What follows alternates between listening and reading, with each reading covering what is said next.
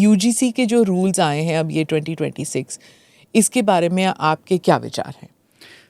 Disclaimer जैसे आपने दिया मैं भी दे देता हूँ थोड़ा सा कि मैं जनरल कैटेगरी से हूँ बाई चांस। ये तो चांस की बात चांस की बात है। आपके और मेरे चाहने से क्या हो सकता है, जी। तो चांस की बात है।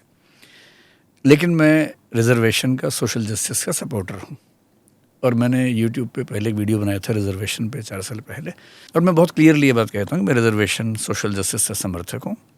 पर इसका मतलब ये नहीं है कि मैं रिजर्वेशन या सोशल जस्टिस के नाम पे आने वाली हर पॉलिसी के हर पॉइंट का समर्थक हूँ। जी। अगर उसमें कहीं कोई दिक्कत है तो उसका विरोध करना चाहिए, लेकिन एज ए पॉलिसी इंक्लूजन मेरे ख्याल से कोई भी समझदार व्यक्ति समझता है कि समाज की ज़रूरत है। So this is the disclaimer only. अब सवाल है कि इस पर आप चाह रही कि मैं अपना व्यू बताऊं, जी। प्राइमरी व्यू बताऊं। मतलब मेरे ख्याल से जितना शोर है, जो फियर है, वो फियर साइकोसिस ज़्यादा है। कई बार ऐसा होता है ना कि किसी ने डराया, कुछ बातें बढ़ा चढ़ा के बताई और हम घबरा गए बहुत ज़्यादा। मामला कुछ कुछ ऐसा ज़्यादा है। डरने की बात उतनी है नहीं जितना हमें समाज में दिख रहा है।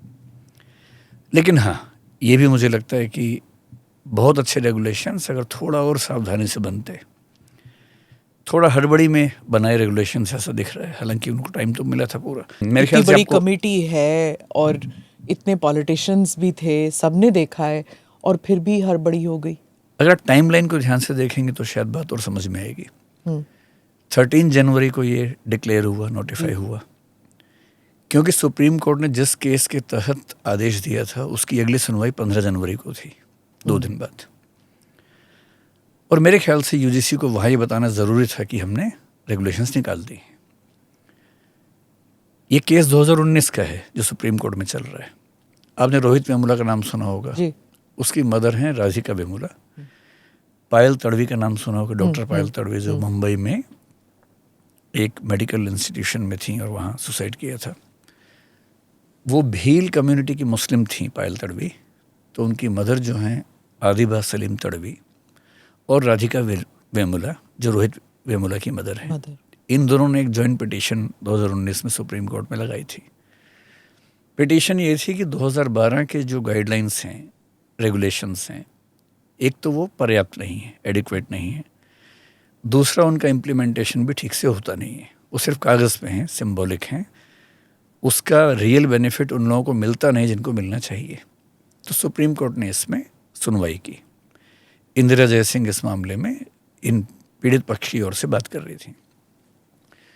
2025 की शुरुआत में सुप्रीम कोर्ट ने यूजीसी को साफ साफ कहा कि रेगुलेशंस आप इम्प्रूव कीजिए, they should not only be symbolic, they should be real. तो यूजीसी ने पिछले साल सुप्रीम कोर्ट के निर्देश के 1 महीने बाद 27 फरवरी को 2025 में ड्राफ्ट निकाल दिया रेगुलेशंस का। ड्राफ्ट में कुछ बातें नहीं थी, जैसे ओबीसी वाला जो पॉइंट था वो उसमें नहीं था। इक्विटी कमेटी में ओबीसी का रिप्रेजेंटेशन उसमें शामिल नहीं था। फिर डिस्क्रिमिनेशन की डेफिनेशन में भी ओबीसी वाला पॉइंट उसमें शामिल नहीं था। फिर उसमें एक सेक्शन 10 या पैरा 10 कह लीजिए उसको, क्योंकि रेगुलेशंस हैं, एक्ट तो है नहीं है, वो साफ साफ कहता था कि फॉल्स अगर किसी ने एलिगेशन किया तो उसके खिलाफ ये पनिशमेंट होगी। उन सबको हटा दिया गया। पार्लियामेंट की स्टैंडिंग कमेटी जिसके अध्यक्ष दिग्विजय सिंह कांग्रेस के नेता थे, उनकी रिकमेंडेशन थी 1-2 महीने पहले, उन्होंने साफ साफ कहा था पार्लियामेंट में, मतलब रिकमेंडेशन में, कि ओबीसी को उनका नाम इंक्लूड किए बिना इन रेगुलेशन से कोई मतलब होगा नहीं। और क्योंकि वो स्टैंडिंग कमेटी के चेयरपर्सन है, एजुकेशन की स्टैंडिंग कमेटी के, तो उनकी बात में वजन भी था। तो फाइनली जब 15 जनवरी की डेट आ रही थी और सुप्रीम कोर्ट इस बार मुश्किल, मतलब मेरे ख्याल से ठीक से डांट लगा था, क्योंकि जिन 2 जजेस ने कहा था यूजीसी से कि अब जल्दी से लाइए, उनमें से एक वो भी थे जो भी चीफ जस्टिस हैं, सूर्यकांत जी।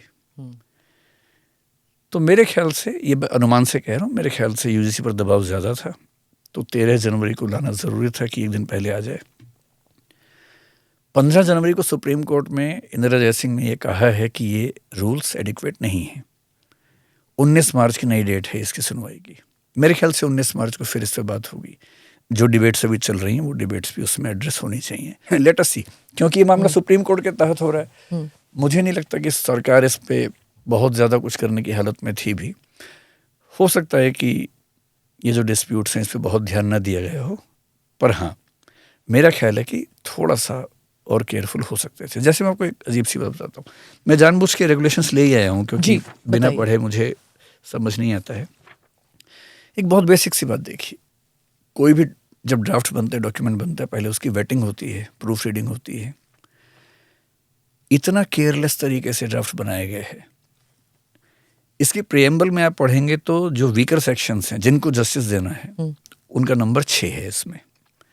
यानी उसमें क्या है, रिलीजन है, रेस है, कास्ट है, जेंडर है, प्लेस ऑफ बर्थ है और डिसेबिलिटी है। शुरू के 5 वही हैं जो आर्टिकल 15 में हमारे संविधान में है, 6ठा डिसेबिलिटी ऐड कर दिया है।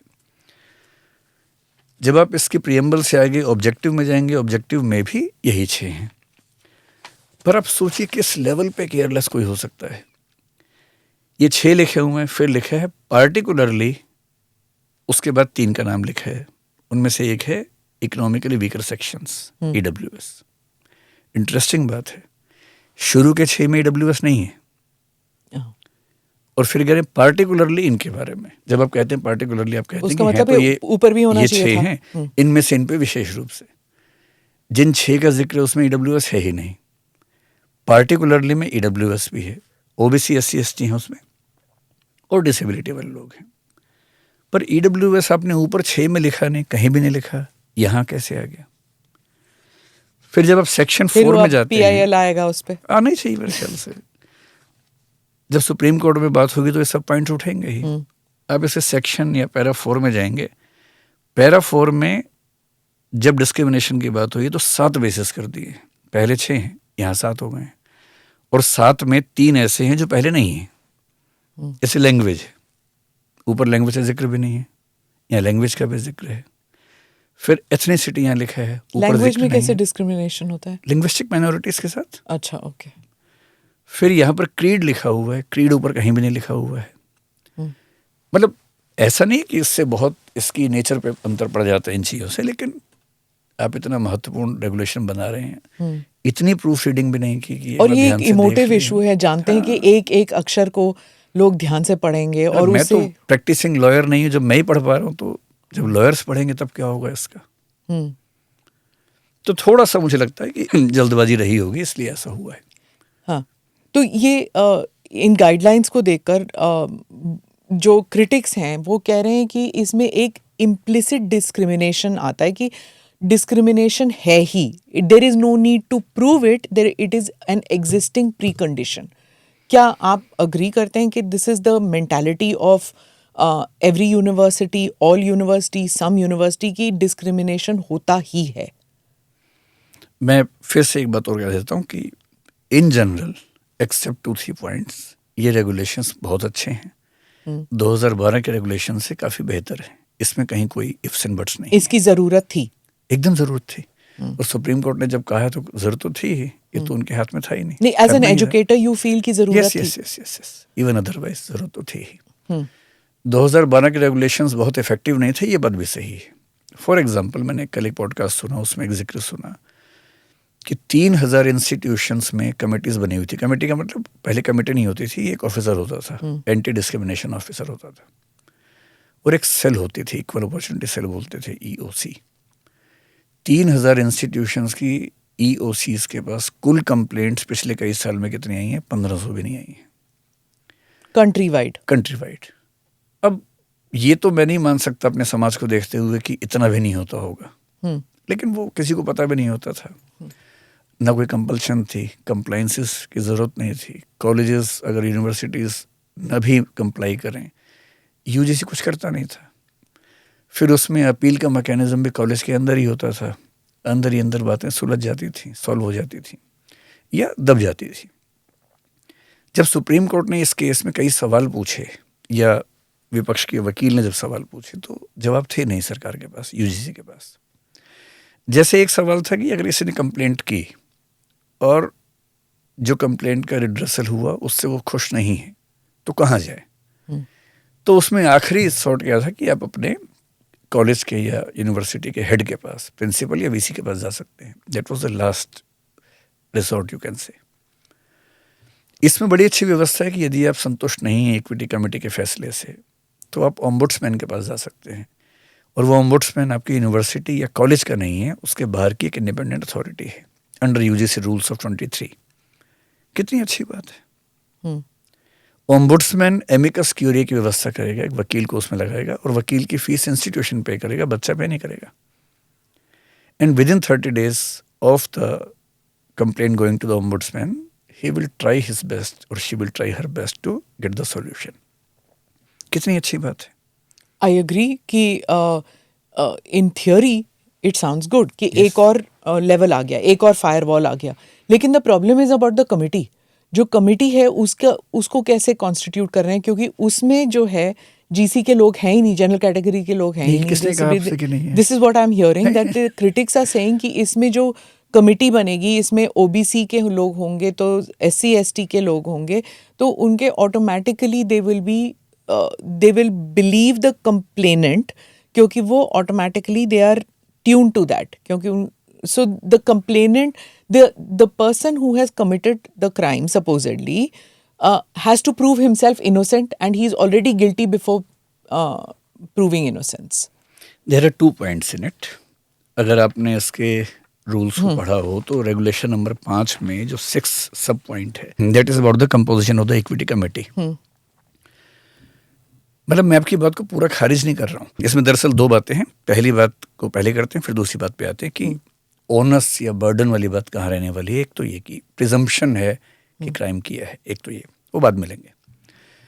पहले ये लेते हैं कि इस इक्विटी कमेटी में जीसी के यानी कि जनरल कैटेगरी के मेंबर्स हैं ही नहीं, आप ये कह रही हैं।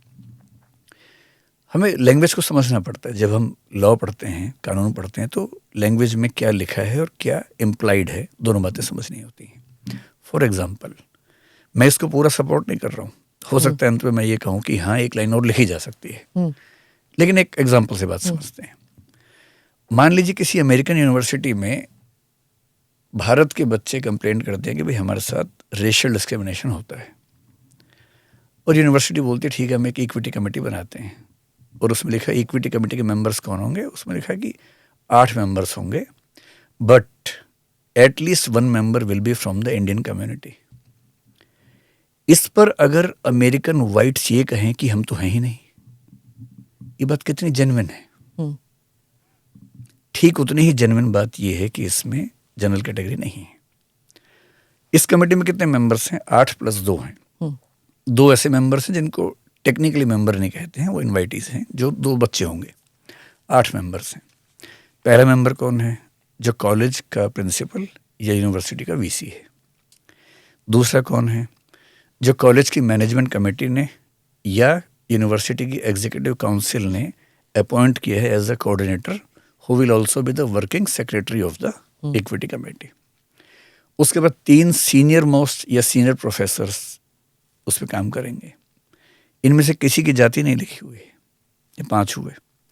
2 लोग सिविल सोसाइटी से आएंगे, कोई भी हो सकते हैं, किसी भी जाति के हो सकते हैं। एक व्यक्ति स्टाफ से आएगा जो नॉन टीचिंग स्टाफ से है, उसी यूनिवर्सिटी या कॉलेज का है। 2 स्टूडेंट्स होंगे जो कि मेंबर्स हैं टेक्निकली, तो कई लोग कह रहे हैं कि 10 मेंबर्स नहीं, टेक्निकली 8 मेंबर्स हैं, 2 इनवाइटीज हैं। उसके बाद ये लिखा हुआ है कि इस बात को इंश्योर किया जाएगा कि SC, ST, OBC, डिसेबल और विमेन, इनसे कम से कम रिप्रेजेंटेशन हो, ये लिखा हुआ है। इमेजिन कीजिए कि आपने एक मेंबर जो SC है और महिला भी है उसको रखा, एक मेंबर जो ST है बाई चांस फिजिकली डिसेबल्ड भी है उसको रखा, एक OBC को रखा, 3 लोग हुए। 5 कौन है? जीसी हो सकते हैं, है ना? नहीं, मैं भी आ रहा हूँ उस बात पे। इसका मतलब ये हुआ कि जनरली हम ये प्रिज्यूम करते हैं कि जिस समाज के, जिस समुदाय के लोग ज़्यादा हैं संख्या में, वो तो आ ही जाएंगे। प्रिज्यूम तो ऐसे करते हैं। और ऐसा क्यों करते हैं? क्योंकि जब ये स्टडी किया गया कि भारत की यूनिवर्सिटीज़ के वीसीज में, प्रोफेसर्स में, कॉलेज प्रिंसिपल्स में किस ग्रुप के कितने लोग हैं, लेटेस्ट डेटा मेरे पास नहीं है, लेकिन इस पर एक डेटा हर साल आता है, 21-22 तक का डेटा मैंने देखा है। Survey of all India survey of educational institute शायद बोलते हैं उसको, ऐसा कुछ नाम हो उसका होता है। जनरली ये देखा गया कि सीनियर प्रोफेसर्स और वीसीज में जनरल कैटेगरी के लोगों की संख्या बहुत ज़्यादा होती है। जब प्रिंसिपल या वीसी कमेटी का हेड है, कोऑर्डिनेटर एक प्रोफेसर रैंक का व्यक्ति होने की बात है, 3 सीनियर प्रोफेसर्स उसके मेंबर्स हैं। मेरे ख्याल से रूल्स लिखने वालों ने, रेगुलेशंस लिखने वालों ने प्रिज्यूम किया हुआ कि वो तो हैं ही इसमें। गलत रिप्रेजेंटेशन की, यही गलत है ना विकास जी। रिप्रेजेंटेशन की बात उसके लिए होगी जिसके नहीं होने का खतरा ज्यादा है। मैं कह रहा हूं कि इस बात पे झगड़े की जरूरत नहीं है।